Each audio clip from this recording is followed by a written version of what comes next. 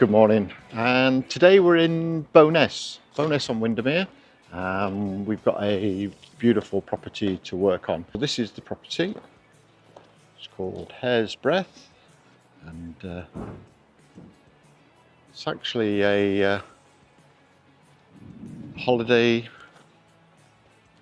cottage. So I'll put the link on to this property, but I'll show you what we're doing. So we've got they just want one K-Rend wall doing, and I'll show you what that's looking like. So it's this wall here. You can see there's quite a lot of algae.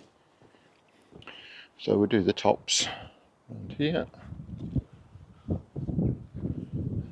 and run this way.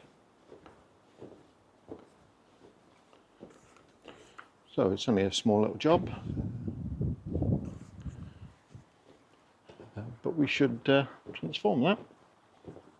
And then at some point we'll probably have to do this as well for them. But at the moment they just want this wall doing. So let's see how we get on with this one.